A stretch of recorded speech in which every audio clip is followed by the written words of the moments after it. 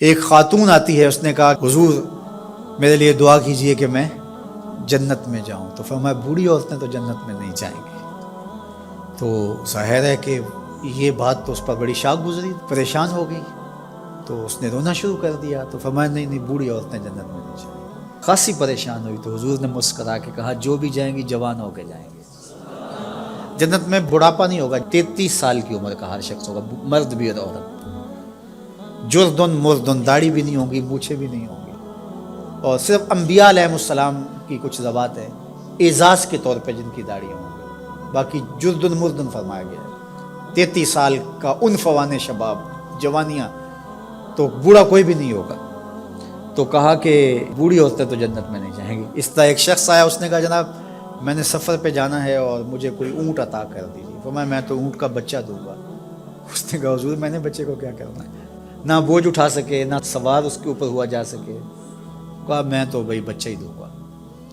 اس نے کہا حضور مجھے کوئی اونٹ دے دیجئے، میری ضرورت ہے. فرمایا میں تو بچہ ہی دوں گا. تو وہ بڑا پریشان ہوا. فرمایا مجھے بتا کوئی اونٹ ایسا ہے جو کسی اونٹ کا بچہ نہ ہو.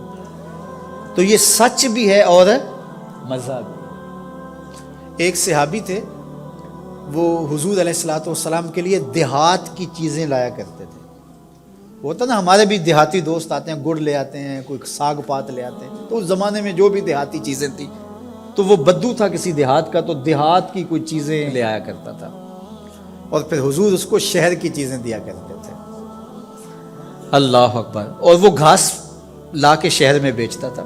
تو ایک دن وہ بازار میں گھاس رکھ کے بیچ رہا تھا. حضور علیہ السلام چپکے سے پیچھے سے گئے اور اس کی آنکھوں پر ہاتھ رکھ دیا.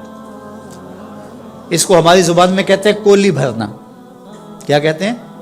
کبھی آپ نے بھی کسی دوست کی کولی بھری ہوگی نا. جب کوئی آپ کا بڑا گوڑا دوست ہو، اس سے آپ کا ہلکا پھلکا مزاح بھی ہو، تو آپ پیچھے سے آ کے چپکے سے اس کی آنکھیں بند کر دیتے ہیں. آپ دیکھنا چاہتے ہیں کہ یہ ہر وقت میرا ذکر کرتا رہتا ہے، میں دیکھوں کہ اب اس کے لب پہ سب سے پہلے کس کا نام آتا ہے.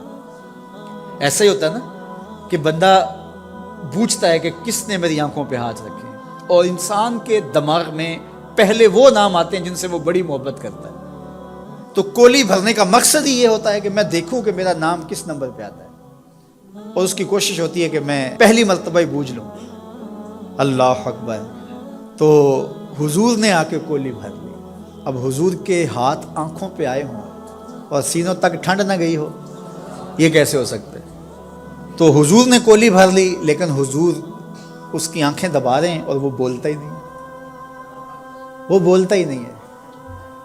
اور میں کہتا ہوں اس نے کبھی بھی نہیں بولنا تھا.